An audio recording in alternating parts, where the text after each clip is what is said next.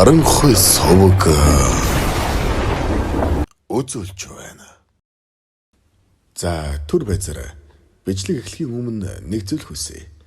Бичлэгтээ орохоос өмнө YouTube сувгийг маань subscribe хийж мөн дэрэгтэн байгаа хонхыг дарж идэвхжүүлснээр энэ бичлэг танд цаг хаталгүй мэдээлэлээр хүрэх болно шүү. Тий. Бичлэг дээр лайк дараад үзээрэй. Бас комент бичиж урам хайрлахаа битгий мартаарай. Баярлалаа. 2003 онд Дорнот аймагт улсан эрүүгийн хэргийн хэрцгий сэтгэл сэртгэлэн маллаг гарч олон хүнийг айд давтуулж нэг хэсэгтээ л нутаг ус битгий хэл улас даяар яринэ бай болж байсан билээ.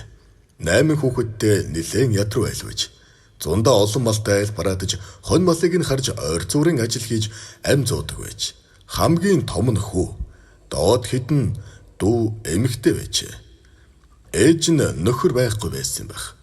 Хүүн нутаг улсандаа эхнэр хүндтэй, их ажилсаг, хүн тусархуу залуу байсан гэж ярьдаг. Нэг өрөө гэртээ шүн орж ирээд хутгаа ирлээд л суугаад байж. Ээж нь миний хүн унтаж амрахгүй юу? Гэхэд маргааш өглөө айлд очиж ганцаараа адуу гаргах ажилтай. Хутгаа ирэлчгээд унтнаа. Та тайван унтж бай. Ээж нь миний хүн унтаж амрахгүй юу? Гэхэд маргааш өглөө айлд очиж ганцаараа адуу гаргах ажилтай. Хутгаа ирэлцгээд унтнаа. Та тайван унтж бай. Гэж хэлээд гэрийнхнийгээ унтсан хонь нь ээжээсээ эхлээд бүгдийнх нь хоолойг хэрчээд гарааг явчихсан түүхтэй. Хоошо давхиад нэг айлд очиж тэр айл нь нэг дүүгийнх нь ангийнх нь охин байв. Бөөн цуснд жулсан хүн орж ирэхэд айлын хүмүүс босоод миний хүн юу болов? Зүгээр үү? Гэхдээ сая айлд ганцаараа адуу гаргаадаа гэж хэлээд унтаж байсан охиныг нь сэрээгээд ахын дүү ахыхаа гутал хотог хоёрыг угаага тавьчих. Гэхдээ охин босоод угааж өгөөд та одоо хайчих гэж байгаа. Гэхэд сум орно. Айл нэг хонь өгсөн борлуулна гэд яваад өгч гэж.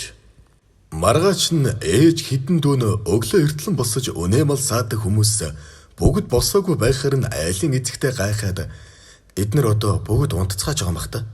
Гэд ганцаараа үнэгийн саагаад орж ирээд нөхөртөө хэлээд гэрлүүн очтол гэрийнх нь хаягаар цус орсож байсан гэдэг.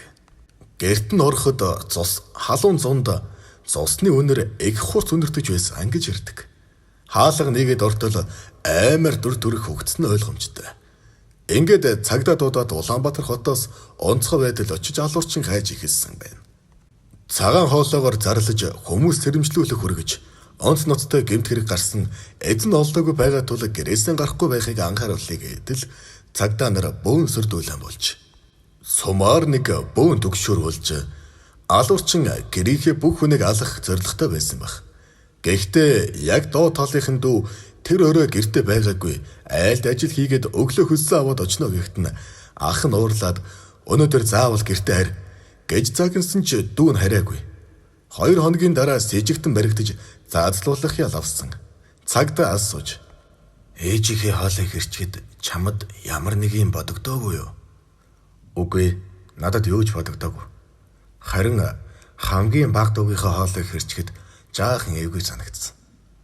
Гэхдээ ийм амьдралтай хүн болоод хэрэггүй гэж бодоод хоолойг нь хэрччихсэн юм гэж хэлсэн гэдэг. Энэ хэргийн талаар нутгийн хүмүүс хоёрч таамаг дэвшүүлдэг. Нэг хэтэрхий ядуу байсан ямар ч арчаагүй ажилгүй төлөөгүй болоод гэрийнхээ үннээс авч төлсээр байгаад гэр нь овоохоо шиг болчихсон.